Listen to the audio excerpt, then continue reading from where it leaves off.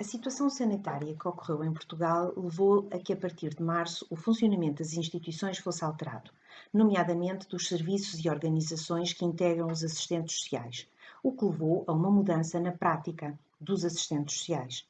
A intervenção levada a cabo durante este período foi regulada pelas entidades governamentais, assim como por orientações da própria organização. A reflexão sobre os diferentes trabalhos que foram publicados, descrevendo as práticas, as dificuldades e os desafios que se foram colocando, permite identificar necessidades a que a formação em serviço social deve responder, na perspectiva de formar assistentes sociais competentes e eticamente responsáveis, capazes de, nos diferentes contextos, assegurar os valores dos direitos humanos e da justiça social que norteiam a profissão. Neste sentido, gostaria de elencar alguns tópicos que devem ser refletidos nos planos de estudos em serviço social. E o primeiro tem a ver com o facto de a intervenção dos assistentes sociais ter passado a combinar as modalidades de trabalho presencial com trabalho à distância, o que torna fundamental a aquisição de competências digitais, que possibilitem criar alternativas na interação com os utentes, em alternativa ao distanciamento físico, com recurso, nomeadamente, às redes sociais, mas também a nível da própria gestão da informação. Se, por um lado, é fundamental que consigamos utilizar meios alternativos para estabelecer uma relação e uma ligação com os sujeitos, é verdade que, por outro lado, não podemos descurar aquilo que são a utilização de medidas de segurança na gestão da própria informação. Isto é fundamental que a proteção de dados seja assegurada, salvaguardando a confidencialidade dos dados das pessoas com quem trabalhamos.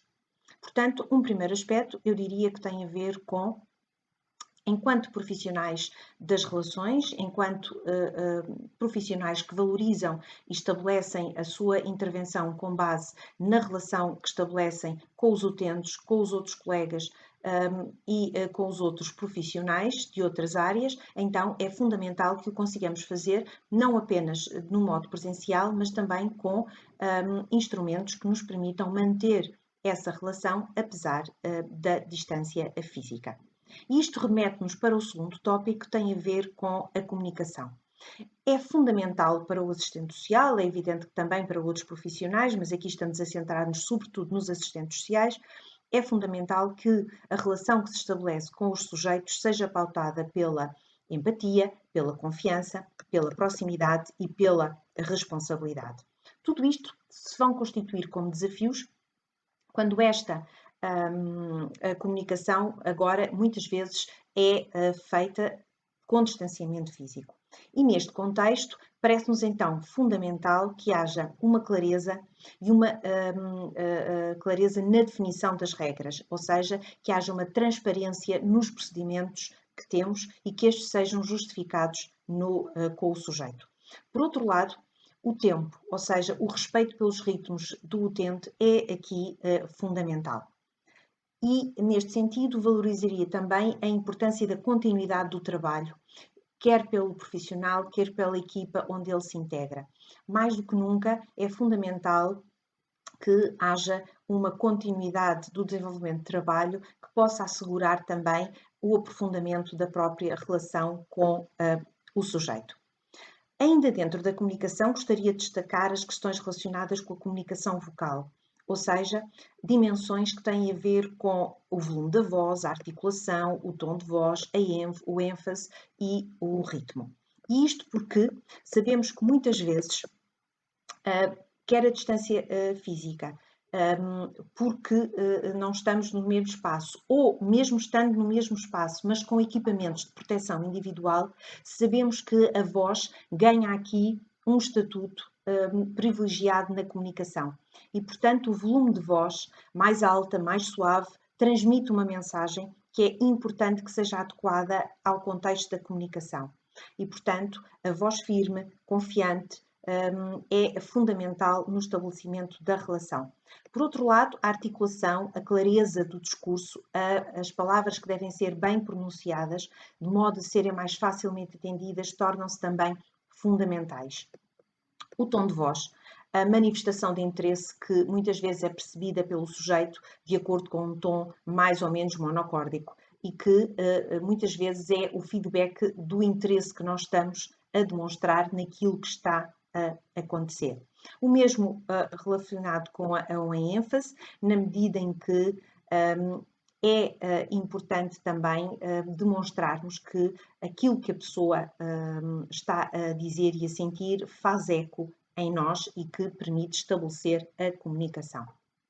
Portanto, todos estes aspectos relacionados com a comunicação vocal, mas também com outras formas de comunicação que não verbal, são fundamentais neste tempo em que muitas vezes temos distanciamento físico e mesmo quando há a proximidade física, ela tem a barreira dos equipamentos de proteção individual.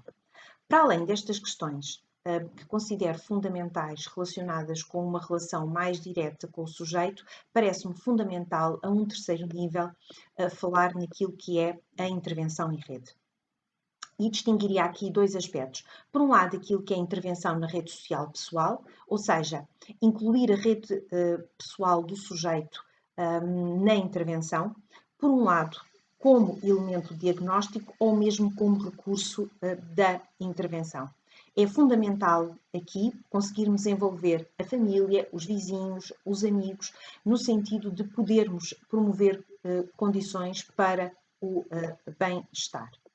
Num segundo nível, na intervenção em rede, eu destacaria a articulação interinstitucional. Vários profissionais manifestaram que a superação das dificuldades da intervenção aconteceram sobretudo nas situações em que os profissionais dispunham de uma rede de intervenção, ou seja, um conjunto de profissionais com os quais colaboravam regularmente. E isso demonstra-nos que, efetivamente, o trabalho em rede permite ultrapassar algumas dificuldades da articulação da intervenção na perspectiva de facilitação de uma resposta ou de construção do diagnóstico. O trabalho em rede permite, então, uma intervenção conjugada e isso leva-nos a uma intervenção com soluções mais coerentes e acertadas. A nível do diagnóstico, obviamente que nos vai permitir ter uma visão mais global e aprofundada. E, portanto, por outro lado, não podemos esquecer que esta intervenção em rede, conseguindo ir para uma construção de parceria, permite aproveitar a energia, as capacidades e os recursos dos atores intervenientes. E isto é fundamental num período em que a escassez de recursos humanos e financeiros também acontece. Portanto, todas estas duas ideias relativamente à intervenção em rede remete-nos para um modelo de gestão de caso, que me parece que é fundamental neste momento, em que procuraremos assegurar que as pessoas têm uma assistência integral, ou seja, independentemente das suas necessidades terem resposta em diferentes instituições, nós somos capazes de, num tempo e qualidade adequados, fornecer respostas de diferentes instituições, sendo esse fornecimento coordenado por um profissional que assume a gestão do caso. E, portanto, se por um lado estamos aqui a trabalhar com conceitos de eficiência, estamos aqui também a trabalhar com conceitos de eficácia, na medida em que o gestor de caso vai ser o responsável pelo conjunto de serviços que vão ser prestados ao sujeito e isto, como já disse, independentemente da diversidade de instituições. Mais uma vez, é fundamental estabelecer aqui uma rede de parceria que permita a facilidade de contacto. Há aqui, obviamente, também subjacente um conceito de desburocratização, ou seja, de facilidade de acesso aos serviços e de adequação da resposta. Estes são alguns dos tópicos que me parecem relevantes terem atenção nos planos de estudo, que não sendo necessariamente novos, têm de ser apreendidos pelos profissionais e neste caso pelos estudantes, como ferramentas para a construção, isto sim, de intervenções que devem ser inovadoras, criativas, de modo a que se adequem aos problemas e que possam, acima de tudo, ser participados por todos os atores.